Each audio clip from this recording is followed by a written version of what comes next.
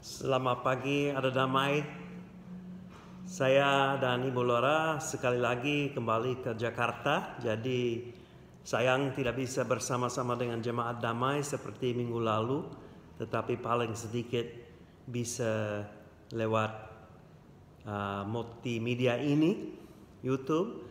Dan selamat kepada yang sudah wisuda minggu lalu, dan untuk kegiatan-kegiatan lain khususnya Bapak Audorio dan Ibu Lydia yang baru menikah minggu lalu hari Minggu, selamat dan Tuhan Yesus memberkati. Hari ini kita akan mulai satu seri baru dari surat Filipi yang ditulis oleh Paulus, Rasul Paulus. Tetapi sebelumnya mari kita berdoa. Bapa kami di surga, kami berterima kasih karena ada kesempatan lagi untuk belajar dari firman Tuhan. Kami mengaku bahwa kami lemah dan kurang mampu mengerti, tetapi kami minta suara Roh Kudus dan hikmat dari Roh Kudus untuk mengurapi saat ini dan hamba-Mu supaya semuanya yang dibahas dan dipelajar, dibaca, bisa dimengerti, dipahami dengan baik, supaya Tuhan bisa dimuliakan dalam kehidupan kami yang bertumbuh terus. Kami berdoa dalam nama Yesus Kristus. Amin. Seperti yang saya katakan, kita mulai satu seri baru dari Filipi. Filipi adalah surat yang ditulis oleh Rasul Paulus, dan Timotius ada bersama dengan dia pada waktu dia menulis surat ini. Kalau kita membaca Filipi pasal 1 ayat 1 dan 2 dari Paulus dan Timotius, hamba-hamba Kristus Yesus, kepada semua orang kudus dalam Kristus Yesus di Filipi, dengan para penilik jemaat dan diaken. Kasih karunia dan damai sejahtera dari Allah Bapa kita dan dari Tuhan Yesus Kristus menyertai kamu. Paulus menulis surat ini dari penjara. Nah, kita tidak tahu itu penjara di Kaisaria atau penjara sudah di Roma. Tetapi yang jelas dia menulis ini dari penjara, kira-kira antara tahun 59 sampai 62. Nah, Paulus mati mungkin kira-kira tahun 64. Jadi hampir beberapa tahun sebelum dia dipanggil Tuhan ditulis ini.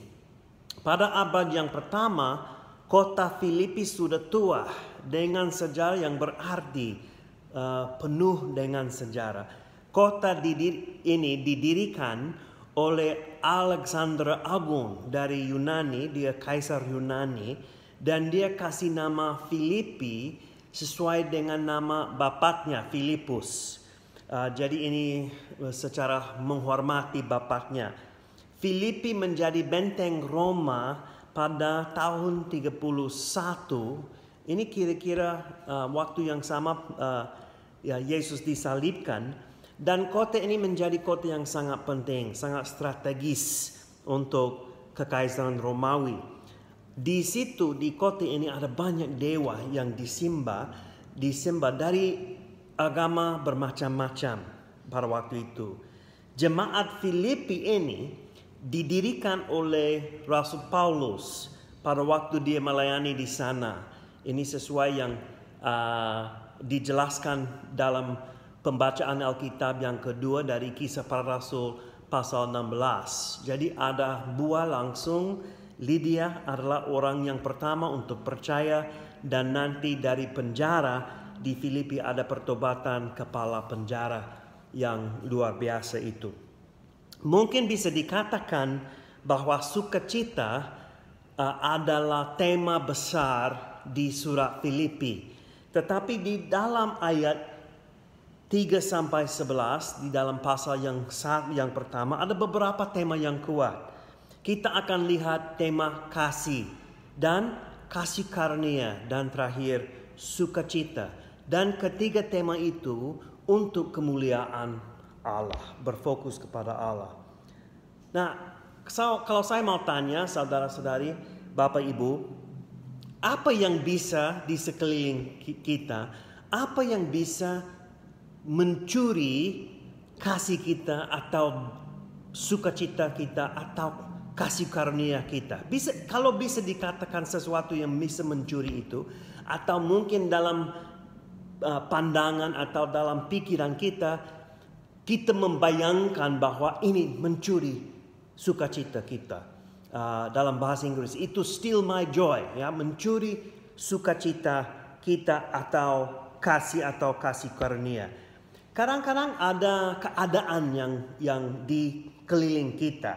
Kita lebih senang jika kita ada dalam situasi yang nyaman, ya. Jadi kalau semuanya itu baik, kita bersukacita. Kalau semuanya itu baik atau kalau orang yang lain baik, lebih gampang mengasihi orang itu. Kalau cuacanya bagus, anak-anak kita manis dan tidak nakal, atau bos kita baik hati, tidak macet dan sebagainya. Kalau begitu nyaman, ya oke. Tetapi kalau itu kurang nyaman, apakah itu ada kecenderungan kita membiarkan sukacita atau kasih itu dicuri? Keadaan di sekeliling kita tidak ada dalam tangan kita. Itu dalam tangan Tuhan, situasinya, keadaan. Nah, kadang-kadang itu situasi atau keadaan, kadang-kadang orang di keliling kita mencuri hal-hal itu. Terkadang ada orang yang mencuri sukacita, mungkin dari sifatnya atau dari tindakan, atau mungkin dia tidak baik hati, atau orang itu bilang sesuatu yang keras dan langsung sukacita kita hilang atau kasih kita hilang. Memang kebencian muncul. Nah, mungkin kita bisa bertanya, apakah itu berarti bahwa orang itu mencuri sukacita atau kasih, atau apakah kita membiarkan mereka mencuri itu? Nah, itu untuk lain hal, diskusi lain. Terkadang orang dari keluarga kita berdampak terhadap sukacita kita atau kasih kita atau yang kita anggap kasih karunia. Mungkin ada harta benda di sekeliling kita yang berdampak terhadap itu. Kita mengejar harta benda atau gengsi atau hormat. Kita tidak memiliki sukacita, kasih atau melihat anugerah Allah atau kasih karunia Allah dalam situasi kalau kita membiarkan harta benda untuk menjadi lebih penting. Yesus berkata, janganlah kamu mengumpulkan harta di bumi. Di bumi ngengak dan karat merusakkannya, dan pencuri membongkar serta mencarinya. Jadi Yesus mengatakan bahwa hati-hati dengan harta benda. Tidak ada kesalahan dengan harta benda secara intinya. Tetapi kalau kita mengejar itu, kalau kita mengasihi itu, memprioritaskan itu, mungkin itu akan mencuri, mengambil sukacita, kasih, atau perspektif pandangan kita terhadap anugerah Tuhan, kasih karunia Tuhan. Mungkin kalau ada lebih banyak harta benda, kita perlu lebih banyak lagi dan tidak lagi berfokus kepada luar biasa hadiah karunia yang diberikan Tuhan kepada kita. Kadang-kadang ada kekhawatiran. Nanti pasal 4 itu akan dibahas dalam Filipi. Nah, walaupun Paulus berada di penjara dan masa depannya belum jelas, mungkin dia mulai berpikir, mungkin tahun-tahun ini, bulan-bulan ini saya akan dipanggil Tuhan, saya akan diserahkan kepada orang jahat dan dibunuh. Tetapi walaupun begitu, dia tetap bersukacita. Dia bisa percaya terus. Dia tidak khawatir. Apa rahasianya? Nah, itu akan dibahas nanti di Filipi, surat Filipi. Kita lihat jawabannya ayat pasal yang keempat dan pasal yang ketiga. Dalam Filipi pasal 1, khususnya ayat 3 sampai 11, kita akan membahas tentang sukacita, kasih karunia, dan kasih, dan tujuan dari itu. Tujuannya kemuliaan Allah. Nah, kita mulai dengan ayat yang ketiga sampai 5. Sebenarnya saya mau membaca ayat 3 sampai 11 dan kita kembali ke bagian yang pertama. Surat Paulus kepada Filipi pasal 1 ayat 3 sampai 11. Aku mengucap syukur kepada Allahku setiap kali aku mengingat kamu. Dan setiap kali aku berdoa untuk kamu semua, aku selalu berdoa dengan sukacita. Aku mengucap syukur kepada Allahku karena persekutuanmu dalam berita Injil mulai dari hari pertama sampai sekarang ini. Akan hal ini aku yakin sepenuhnya, yaitu Ia, Yesus, yang memulai pekerjaan yang baik di antara kamu, akan meneruskannya sampai pada akhirnya pada hari Kristus Yesus. Memang sudahlah sepatutnya aku berpikir demikian akan kamu semua, sebab kamu ada di dalam hatiku.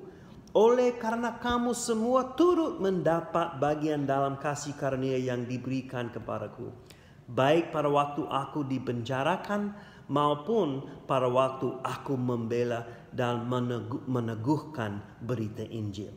Sebab Allah adalah saksiku betapa aku dengan kasih mesra Kristus Yesus merindukan kamu sekalian.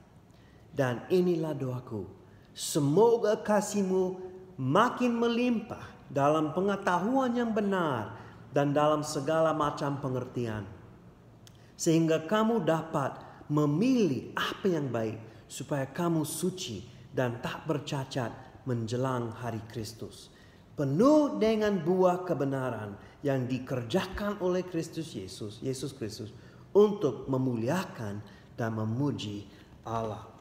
Apa itu sukacita yang Paulus mengatakan dalam ayat yang pertama, ayat yang ketiga sampai 5? Mengucap syukur kepada Allah setiap kali aku mengingat kamu.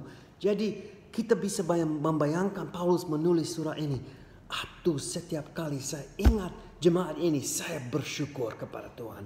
Kenapa? Setiap kali aku berdoa untuk kamu semua, aku selalu berdoa dengan sukacita. Tuhan, Paulus bilang, Tuhan, tolong berterima kasih. Bersyukur Tuhan karena jemaat ini sangat setia, sangat luar biasa. Aku mengucap syukur kepada Allahku karena persekutuanmu dalam berita Injil mulai dari hari pertama sampai sekarang ini. Jadi ada sukacita. Nah, apa maksud Paulus dengan kata itu? Sukacita. Sukacita tidak dipengaruhi oleh keadaan di keliling kita, tetapi dipengaruhi oleh kehadiran Yesus di dalam kehidupan kita. Nah, tetapi dari sisi lain bisa dikatakan sukacita boleh dipengaruhi oleh keadaan. Paulus di situasi ini bersukacita karena persekutuan jemaat Filipi dalam berita Injil. Dan pada waktu Paulus membahas tentang sukacita, maksudnya adalah suatu kondisi atau keadaan pikiran yang berdamai dalam Yesus dalam situasi apa saja. Nah, itu beda dari Ini situasi yang kita berdamai di dalam Yesus karena Yesus menyertai kita, tinggal di dalam kita, hidup bersama-sama dengan kita karena ada Roh Kudus. Ini salah satu buah Roh dalam Galatia pasal 5, sukacita.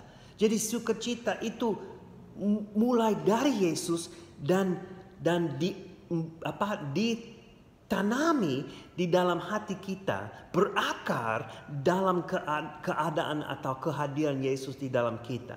Kita bisa berjalan dalam kehidupan ini dengan kesadaran yang jelas tentang Yesus Kristus dan kepercayaan kita kepada Yesus.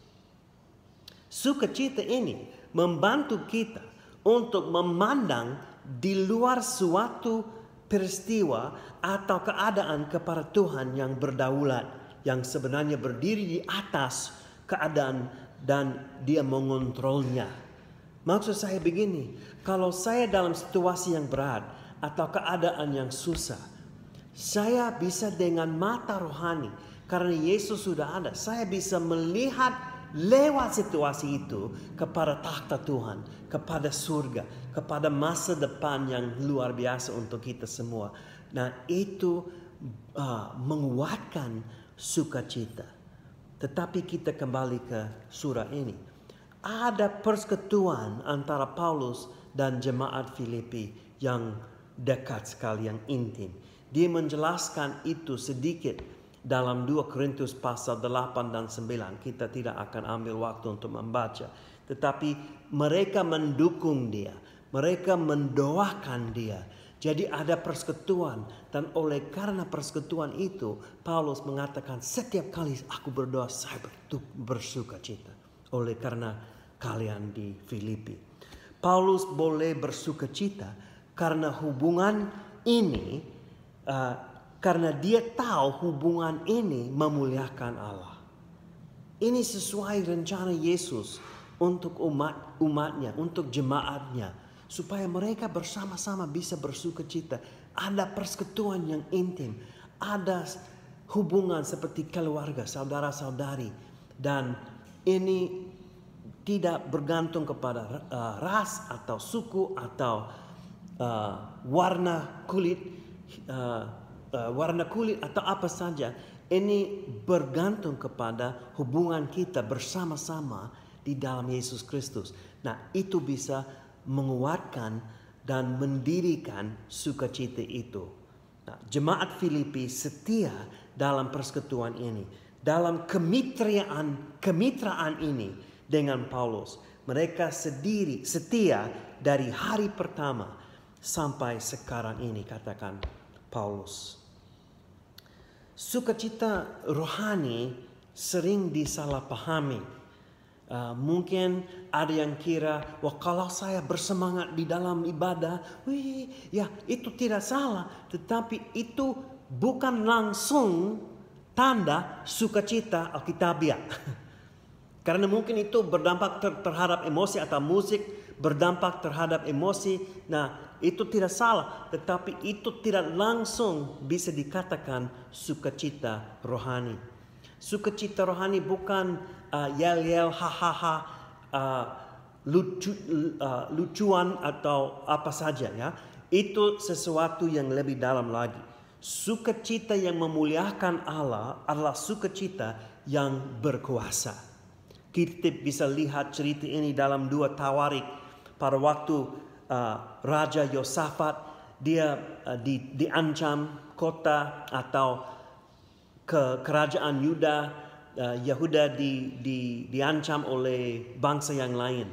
Dan Yosafat berdoa, Tuhan buat apa kami khawatir? Dan Tuhan berkata kepada dia, maju ke depan dengan imam-imam supaya mereka bisa bernyanyi dan mereka bisa pakai instrumen dan mereka bisa bernyanyi dan mengatakan bahwa puji Tuhan, pujilah Tuhan, kasih karunia-Nya selama-lamanya. Jadi mereka bersukacita dan sukacita itu adalah kekuatan mereka. Mereka bisa menang terhadap musuhnya karena ada sukacita terhadap Tuhan dan kepada Tuhan. Sukacita yang memuliakan Allah tetap ada dalam situasi apapun. Nah, jangan salah paham. Tidak berarti kita tidak akan berduka cita kalau ada yang sesuatu yang berat. Contohnya kalau ada keluarga yang meninggal. Layak itu, wajar kalau orang yang menangis. Itu tidak salah. Itu bukan kurang rohani. Ya pasti kalau kita berduka cita, tetapi itu tidak berarti sukacita hilang. Kenapa? Karena sebagai seorang pengikut Yesus Kristus, walaupun Bapa tiri saya meninggal 2001, saya berduka cita terus, saya terpukul, tetapi saya bisa bersuka cita karena saya tahu ada harapan. Saya akan ketemu dengan Bapa tiri saya bersama-sama di depan Tuhan Yesus. Ini menguatkan sukacita, tetapi membiarkan orang lain untuk berduka cita. Jangan bilang, oh jangan menangis, jangan menangis, jangan menangis terus. Ada sesuatu yang sehat untuk supaya tangisan bisa keluar dan kita bisa merasa perasaan itu. Tetapi sukacita rohani adalah sesuatu yang lebih dalam lagi. Dalam situasi itu, dalam berduka cita pun kita bisa berharap kepada Tuhan. Sukacita yang memuliakan Allah terakar dalam hubungan dengan Yesus. Nah, itu sukacita. Ini salah satu tema dan kita akan lihat tema itu sekali lagi atau lagi di dalam surat Filipi ini. Yang kedua ada kasih karunia. Kita lihat ini dalam ayat yang ke-6 sampai 7. Paulus mengatakan, akan hal ini aku yakin sepenuhnya. Saya yakin terus, yaitu Ia yang memulai pekerjaan yang baik di antara kamu akan meneruskannya sampai pada akhirnya pada hari Kristus Yesus. Memang sudahlah sepatutnya aku berpikir demikian aku akan kamu semua. Sebab kamu ada di dalam hatiku, oleh karena kamu semua turut mendapat bagian dalam kasih karunia yang diberikan kepadaku, baik pada waktu aku dipenjarakan maupun pada waktu aku membela dan meneguhkan berita Injil. Nah, ini salah satu yang misteris atau rahasia ini. Ada kasih karunia untuk meneruskan sampai pada akhirnya pada hari Kristus Yesus. Jadi ada kasih karunia yang menghidupi kita, yang memberikan kita kehidupan yang baru, yang memberikan kepada kita keselamatan. Tetapi juga ada kasih karunia untuk meneruskan sampai pada akhirnya pada hari Kristus Yesus. Dan kita tidak boleh meragukan kekuatan itu atau meragukan, apakah saya akan selesai dengan Yesus atau tidak. Kalau kita meragukan itu, kita meragukan kasih karunia kekuatan dari Tuhan. Yesus Kristus mendirikan kehidupan baru kita oleh kasih karunia dan Dia meneruskannya. Nah, itu sesuatu yang luar biasa. Kita mungkin menjadi frustrasi atau capek dalam kehidupan kita atau pelayanan kita. Tetapi kita bisa mengingat bahwa Yesuslah yang mendirikan pelayanan itu juga akan menyelesaikannya. Semuanya itu dalam tangan Tuhan. Jika kita berusaha dalam kekuatan sendiri, tidak mungkin kita bisa ada hasilan yang baik. Mungkin hasilan ada dari pandangan manusia, tetapi dari pandangan Allah tidak berhasil. Tetapi jika Allah bekerja dalam kita, pastilah ada hasil yang surgawi. Dan itu akan memuliakan Allah, karena itu adalah tindakan Allah, dari kekuatan Allah. Paulus boleh berpikir begitu mengenai jemaat Filipi karena sudah ada pengalaman. Dia sudah melihat mereka turut dalam pelayanannya oleh karena kasih karunia, ayat yang ke-7. Ada kasih karunia untuk bertahan dalam penderitaan. Kasih karunia ini menguatkan kita untuk bertahan dalam situasi apapun, penderitaan, penganiayaan, kesusahan. Paulus ada di penjara pada waktu dia menulis ini. Tetapi walaupun dia ada di penjara, dia bisa mengaku bahwa ada kasih karunia Tuhan. Dia tetap bisa bicara tentang kasih karunia duduk di penjara. Nah, penjara di Roma tidak situasi yang nyaman. Kadang-kadang gelap, kadang-kadang ada banyak tikus besar, kadang-kadang makanan kurang sehat dan kotor. Tetapi dia tetap bisa bicara tentang kasih karunia. Kenapa? Karena dia punya mata rohani. Dia bisa melihat Tuhan berdampak, Tuhan bekerja, Tuhan campur tangan dalam situasi apapun. Kenapa? Dia punya pandangan yang benar tentang Allah. Pasti kepala penjara di Filipi setuju dengan ini. Oleh karena Paulus ada di penjara, oleh karena dia ditangkap, dilemparkan di penjara, kepala penjara bisa menerima kasih karunia dari Tuhan. Nah, ingat cerita itu yang dibaca. Jadi Paulus dan Silas duduk di penjara itu dan situasi yang pasti kurang nyaman, tetapi mereka bernyanyi. Mereka bernyanyi bersukacita, bersyukur kepada Tuhan, dan ada gempa bumi, dan kepala penjara itu dia takut semuanya sudah keluar dari penjara itu, dan kalau begitu dia akan dibunuh oleh bosnya. Tetapi Paulus berkata, jangan membunuh diri, kami ada. Dan kepala itu, karena dia lihat, dia dengar nyanyian sukacita dan mereka bersyukur kepada Tuhan. Dia dengar apa yang harus dibuat untuk saya diselamatkan. Paulus berkata, percayalah kepada Tuhan Yesus dan kamu dan rumah tangga kamu, keluarga semuanya akan diselamatkan. Jadi pasti dia bisa mengaku, oleh karena ada penderitaan, ada kasih karunia. Ini luar biasa, itu aneh kan? Tetapi inilah pandangan Allah. Yakobus pasal 1 ayat 2 sampai 4. Saya akan membaca. Yakobus pasal 1 ayat 2 sampai 4. Saudara-saudaraku, anggaplah sebagai suatu kebahagiaan apabila kamu jatuh ke dalam berbagai-bagai pencobaan. Dan sukacita dan kasih karunia. Sebab kamu tahu bahwa ujian terhadap imanmu itu menghasilkan ketekunan.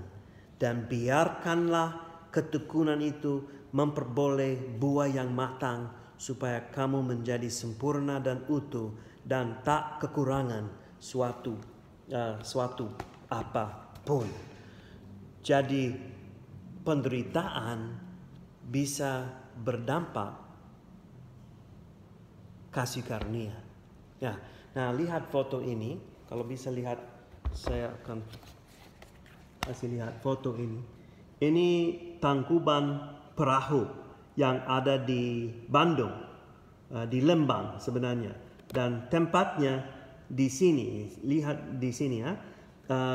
Tahun lalu ada erupsi di dalam kawasan ini. Dan ini tempat baru. Ya, erupsi ya 300 meter yang tingginya, dan ini yang ditinggalkan.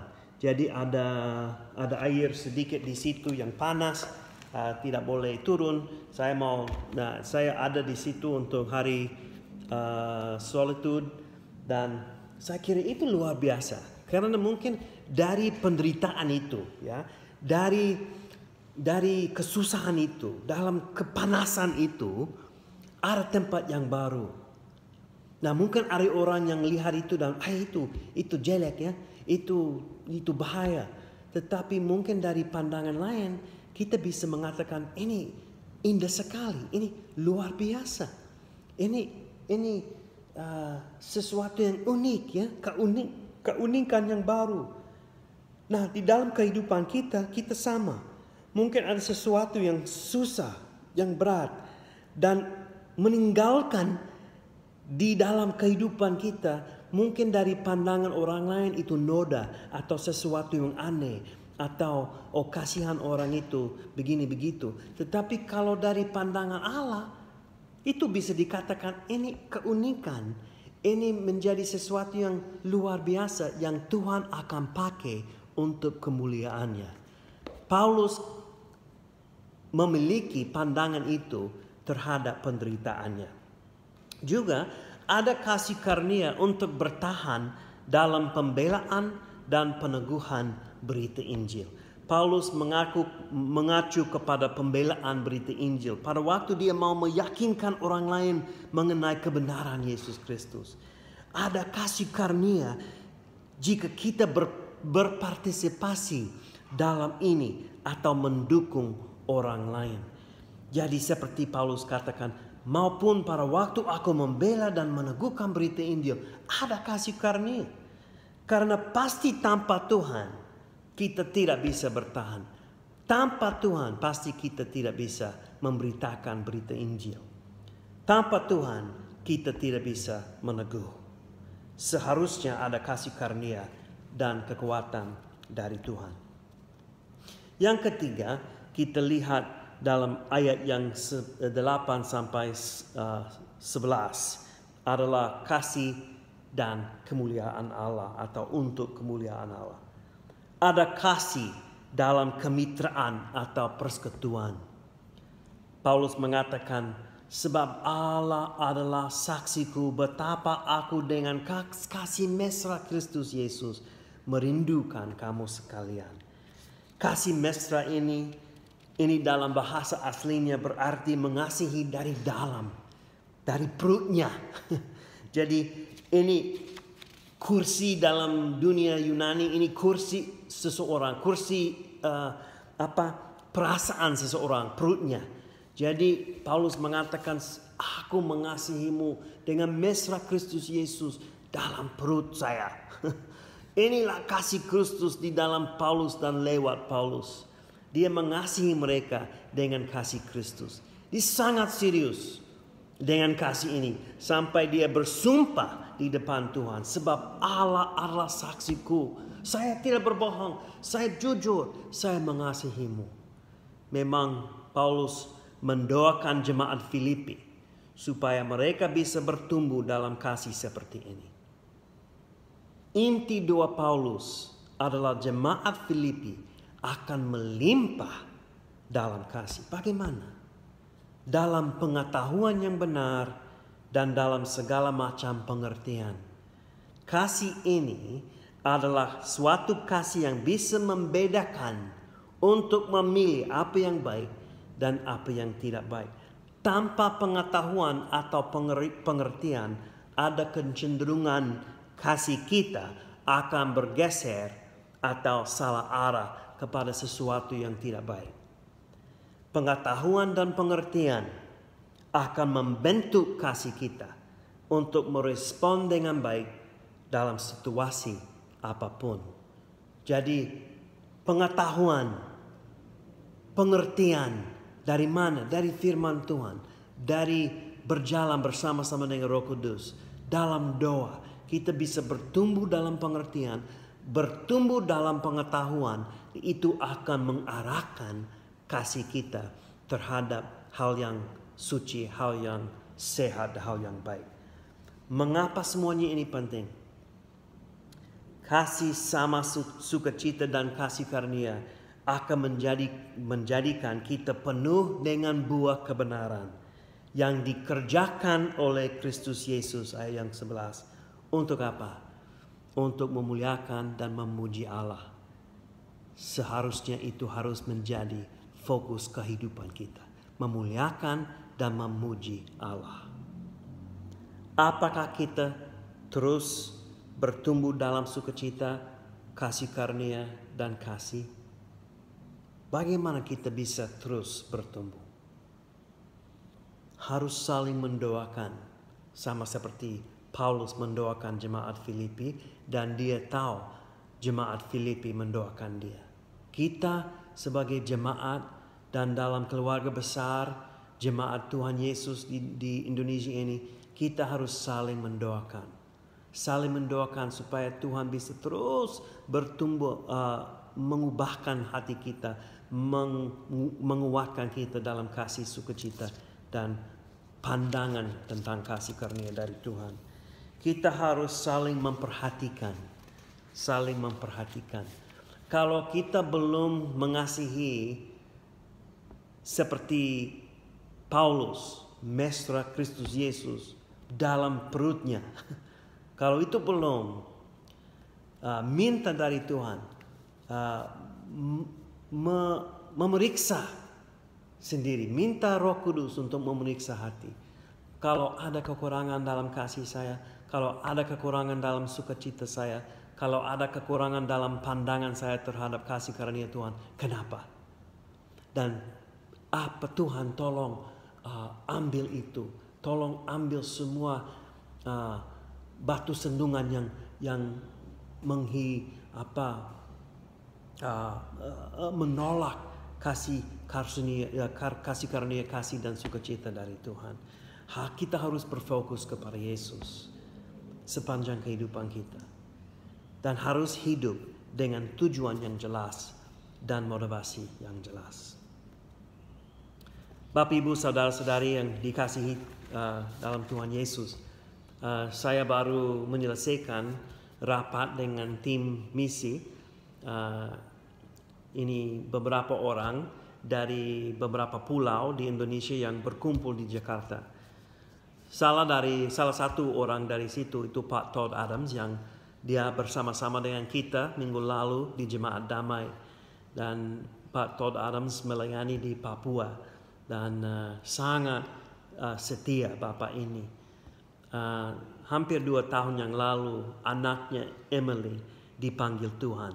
Itu tiba-tiba terjadi. Emily pada waktu itu kira-kira 22 tahun usianya, saya lupa, mungkin 23. Tetapi dia mengendarai mobil dan ditabrak dan meninggal. Dan itu memang berat sekali. Itu penderitaan, kesusahan.